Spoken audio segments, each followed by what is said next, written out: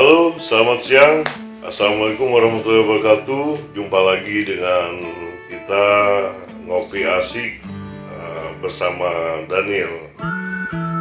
Sahabat FBI News, kali ini saya bersama dengan lega partner saya, Pak Agustin Polatu. Hai. Salah satu lega partner di kantor hukum saya. Ini kita dalam tema acara ngopi asik bersama Daniel. Kopinya belum ada datang. Coba mana kopinya?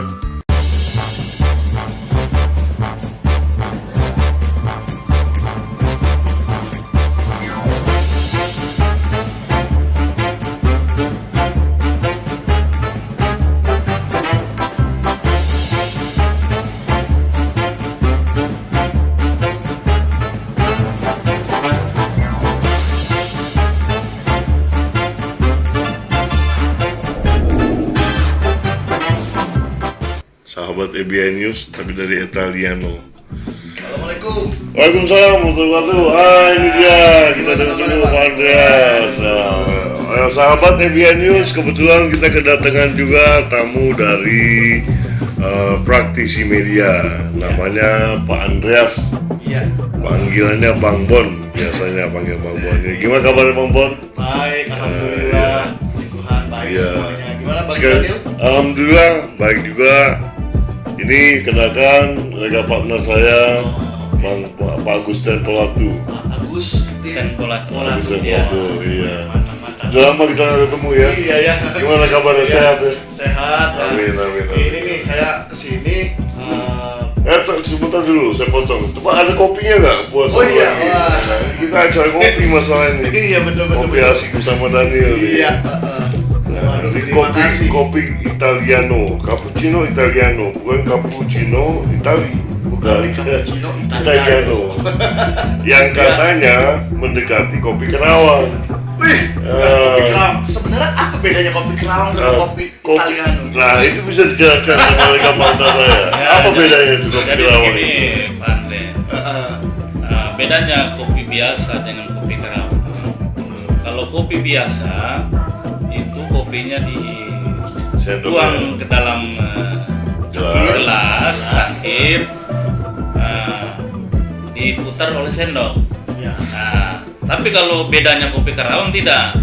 Kopi Kerawang? Ya, siram kopinya ke dalam cangkir, disiram airnya, bukan sendoknya yang mutar. Sendoknya hanya diam di dalam gelas, tapi cangkirnya yang mutar. Sendoknya diam. Iya, betul. Bergoyang dong. Iya. Makanya disebut goyang Kerawang. Terkenal itu ya. Tapi ada sejarahnya itu ya. Iya, luar biasa nih apa Nah. Polatu nih. Kita seruput dulu kopinya. Oh, iya. Ini kopi Kerawang nih, kita cobain kopi Kerawang ini. Yuk para sahabat FBI kita seruput Para dulu. sahabat FBI, yuk kita ngopi. Luar biasa nih. Luar biasa ya. Kata kalau orang Benteng bilang mantap jasa. Motor biasa, iya. Jasa kata orang Itu Benteng. Tangerang banget ya. Iya. Iya. Nah jadi begini. Gimana? Ini selaku praktisi media dan kebetulan kita juga aktif di FBI News Iya. Banten. Nah marak nih sekarang di media online lainnya tentang penegak hukum yang melanggar hukum. Nah ini bagaimana nih karena beberapa waktu lalu saya pernah baca di daerah Tanjung Selor gitu. Terus, Kasus Tanjung Selor. iya yang apa yang polsek itu. jadi di situ dikatakan bahwa menonaktifkan salah satu personil polisinya karena memperlihatkan seorang polisi yang ditendang dan dipukul oleh polisi lainnya. Gitu. Nah itu bagaimana tuh menurut tanggapan Bang Daniel Kebetulan selaku praktisi hukum? Ada lagi? Ya. Oh ya, satu lagi juga ada. Jadi selain polisi yang memukul sesama anggota atau anak buahnya, ada lagi seorang oknum. Saya yakin itu oknum ya. Gitu kan bahwa kepolisian juga pasti punya hukum yang harus menegakkan keadilan, menegakkan hukum gitu kan.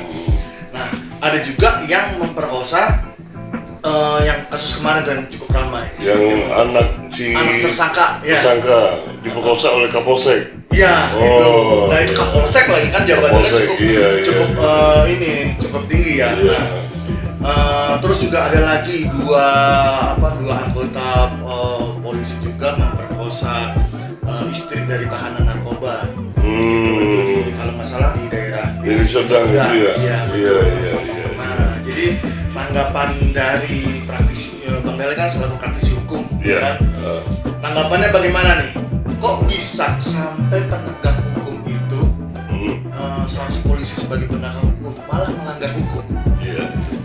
Jadi gini, kebetulan saya juga tadi sebelum kita mulai acara ngopi asik bersama Daniel, ya sahabat FBN News, saya sedang menggodok ada kasus juga, tapi kebetulan ini dari staff saya yang biasa kita kan ada tim Mega Partner di kantor hukum dari Madonna SHR Partner ini, ada tim eksekusi, ada tim yang menggodok kasusnya dari klien masuk, kasus dikonsultasi, terus diserap, diambil, terus cari dasar hukumnya, terus kita meeting, kita gelar perkara, kita apa strategi yang akan kita pasang, apa action yang akan kita ambil. Ini lari kemana? Lari ke tim legal partner kah, yang tim eksekusinya, atau lari ke litigasi kah, ke tim yang pengacara yang beracara di pengadilan. Betul.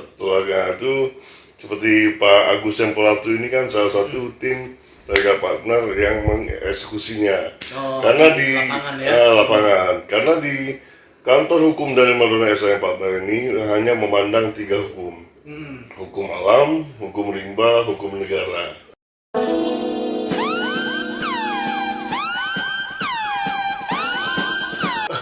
Suatu saat nanti sahabat FBI News, kalau nanti ada kesempatan lagi, kita buat acara ngopi asik bersama Daniel dengan tema yang kita pakai hukum alam, yaitu goib.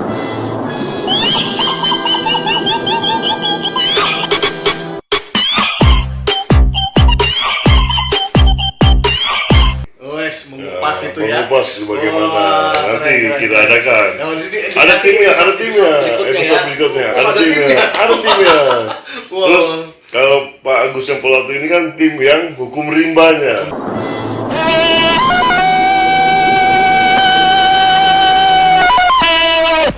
Ya. Kalau saya hukum negaranya. Jadi ada tim Lengkap bagian-bagian semua, ya. lengkap semuanya. Keren. Jadi terjamin ya. Ya. Terjamin klien kita kenyamanannya, Ya, keamanannya. yang kita cari kan. Nah, kenyamanan, keamanan, terlindunginya ke suatu klien kita itu dari teror, baik teror dari lawannya, dari lawan klien kita, baik ancaman-ancaman, teror atau apapun itu kita akan jaga sampai semaksimal mungkin. Jadi misalnya kayak contoh tadi nih, kalau misalnya ada terjadi suatu pelanggaran oleh oknum penegak hukum, nah yang merasa korban, yang merasa dirugikan bisa ke kantor hukum dari Madonna SHR Partner dan dijamin keamanannya. Dijamin keamanannya. Ya, karena kita ada hukum alam, hukum rimba, hukum negara. Sahabat Mau FBI. adu goib boleh, betul. mau adu hukum rimba boleh, mau adu hukum negara juga boleh. Sahabat Bukannya FBI, kita bicara sombong milik Tuhan. Kita hanya manusia biasa, tapi ada yang jual yang kita beli. Jadi sahabat FBI jangan ragu-ragu, kontak aja Bang Daniel di Ada di bawah ini. nomornya. Iya, Ya, betul. di bawah ini. Iya. Nah, kembali tadi pertanyaan dari Bang Bon nih. Perlu diketahui bahwa pada dasarnya anggota Kepolisian Negara Republik Indonesia itu tunduk pada kekuasaan peradilan umum. Tunduk pada Peradilan umum. kekuasaan peradilan umum. Seperti halnya warga sipil pada umumnya. Jadi polisi itu sama seperti warga sipil umumnya. Di mata hukum semua sama berarti. Sama. Karena demikian yang disebut dalam pasal 29 ayat 1 Undang-Undang Nomor 2 Tahun 2002 tentang Kepolisian Negara Republik Indonesia atau Undang-Undang Kepolisian, sahabat FBN News. Hal ini menunjukkan bahwa anggota kepolisian atau Polri merupakan warga sipil dan bukan termasuk subjek hukum militer. Jadi beda ya. Beda. Dia masuk Yang ke hukum sipil. sipil. Nah, makanya kalau penegak hukum itu di negara kita ini ada 4: hakim, jaksa, polisi, pengacara. Yang sifatnya sipil. Nah, hakim yang paling mulia di antara penegak hukum ini adalah pengacara. Kenapa saya bilang pengacara? Karena hakim tersandung masalah hukum pakai pengacara. Jaksa kesandung masalah hukum pakai pengacara. Polisi pakai kesandung masalah hukum pakai pengacara. Jadi pengacara ini lebih mulia dibanding penegak hukum lainnya di antara 4 penegak hukum itu tadi. Karena mencoba meluruskan atau mencari menggali bukti begitu kali ya. Misalnya ada hal kasus makanya dalam bahasa hukumnya itu Belanda dulu kan officium nobile. Jadi pekerjaan suatu yang mulia, profesi yang mulia, officium nobile, pekerjaan yang mulia. Tapi sebagai dokter ya berarti ya, nggak boleh ada yang tertutupi ya, nggak boleh ada rahasia ya. Jadi kalau klien dengan pengacara tidak boleh ada dusta di antara kita. Iya, transparan, mereka transparan semua. Begitu ya sahabat FBI News. Nah, beda dengan militer. Kalau militer itu ada peradilan militer tersendiri. Jadi nggak bisa disamakan dengan sipil karena militer itu ada, makanya kayak sekolah hukum pun sarjana hukum militer, magister hukum militer, jurusannya pun ada. Ya seperti mungkin ada diketahui tentang militer dari Bang Agus Sempolatu. Ya kurang lebih seperti itu ya. Jadi dari sisi militer itu. Ya di militer itu kan dia punya sekolah hukumnya ada. Iya. Sekolah kedokterannya juga ada. Jadi dia punya semuanya dan itu masing-masing punya. Iya. Jadi dia nggak bisa dikaitkan dengan sipil ya? Ya, jadi dia itu tidak bisa dikaitkan dengan sipil karena dia kalau di militer kan namanya auditor. Itu seperti kayak di jaksa, polisi jaksa, ya kejaksaan. Dalam sipil itu jaksa, auditor itu ya. Kemudian pembelanya juga ya harus dari militer. Militer juga. Berarti untuk urusan misalnya kayak pelanggaran hukum sipil sebenarnya dari militer nggak boleh berintervensi dong? Ya, nggak bisa. Itu hukumnya hukum pidana umum. Nah, saya lanjut. Namun, karena profesinya anggota Polri juga tunduk pada peraturan disiplin dan kode etik profesi yang diatur dalam Peraturan Pemerintah Nomor 2 Tahun 2003 tentang peraturan disiplin anggota Kepolisian Negara Republik Indonesia, sedangkan kode etik kepolisian diatur dalam Perkapolri Nomor 14 Tahun 2011. Begitu, sahabat FBI News.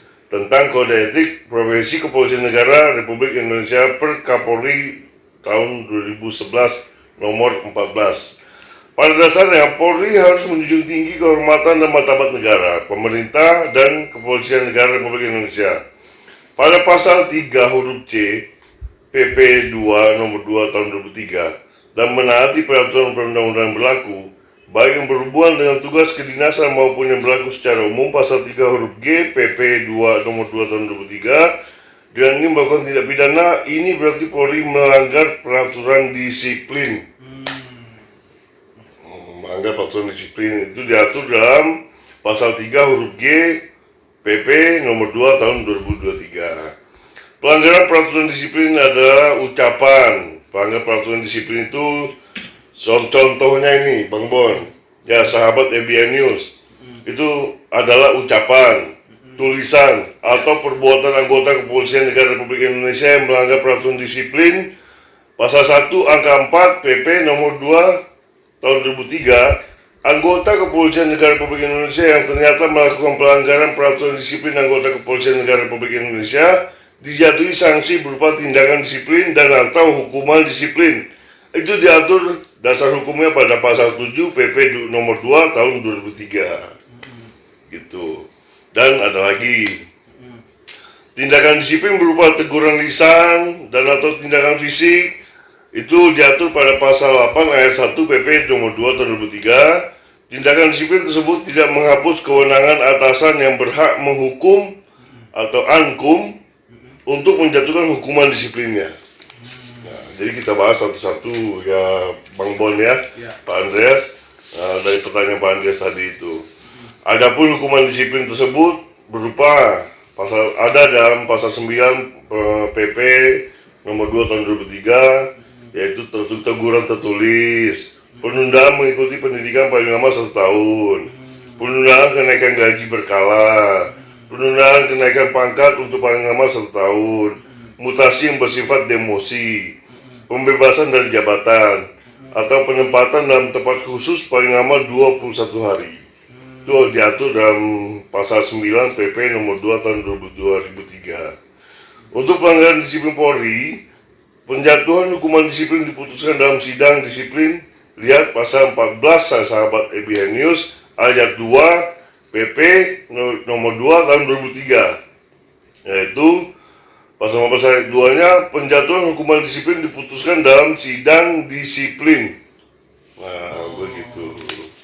Jadi jika polisi melakukan tindak pidana, misalnya pemerkosaan, penganiayaan, dan pembunuhan atau penembakan terhadap warga sipil seperti yang Anda sebut tadi, maka polisi tersebut tidak hanya telah melakukan tindak pidana, tetapi juga telah melanggar disiplin dan kode etik profesi polisi. Ada 2 pelanggaran yang kayak ibaratnya kayak berlapis ya itu ya. Kode etik, kedisiplinan, dan pidana itu sendiri, pidana yang dilakukannya itu berarti lebih berat jadinya. Jadi lebih berat dari warga sipil biasa ya.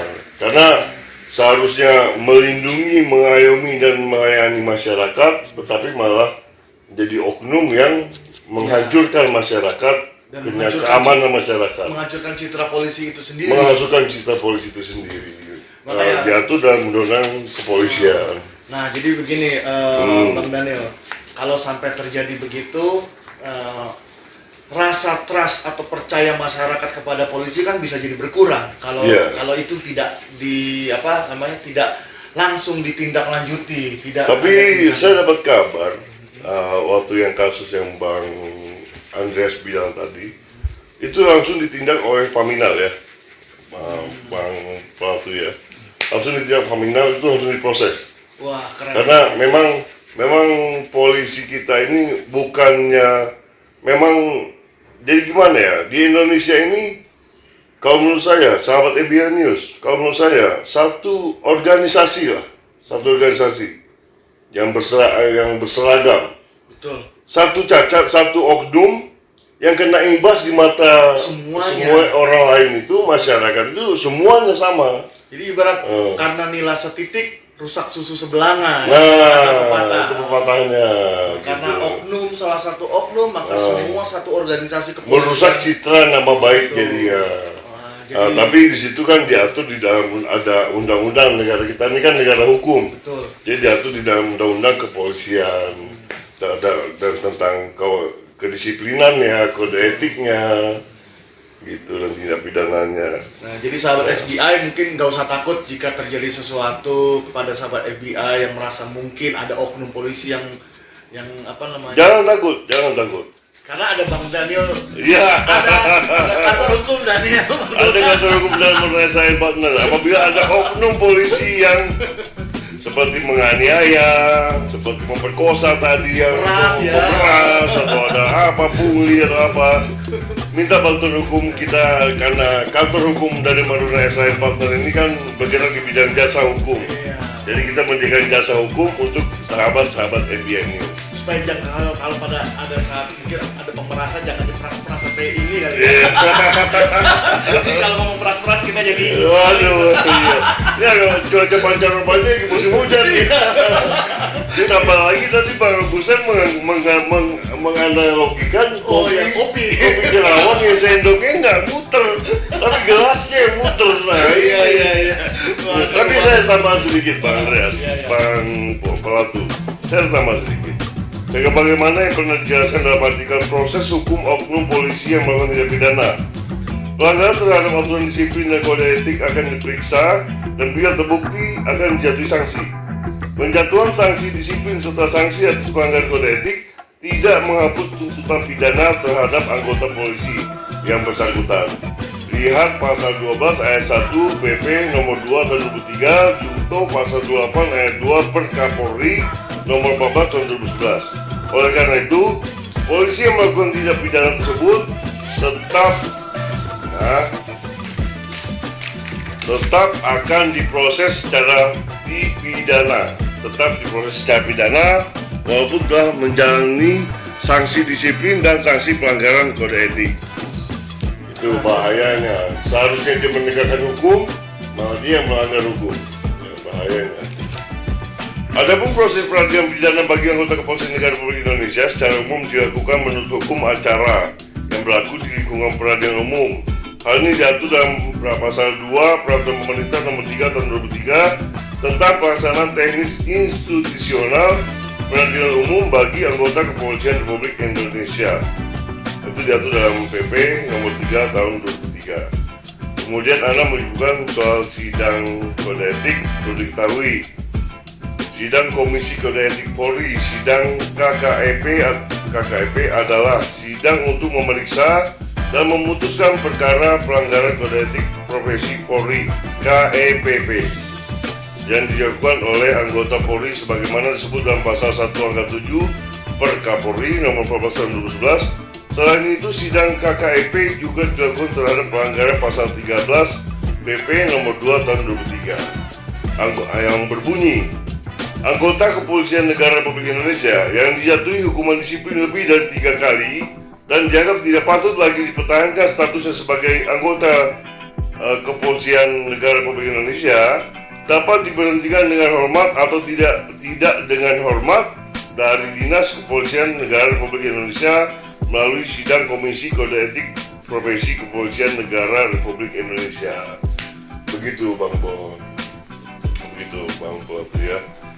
Jadi memang polisi itu harus dia harus mengamankan masyarakat dari tindak pidana, bukannya melakukan oknum ini, malah membuat suatu ketidakamanan di dalam kemasyarakatan itu sendiri.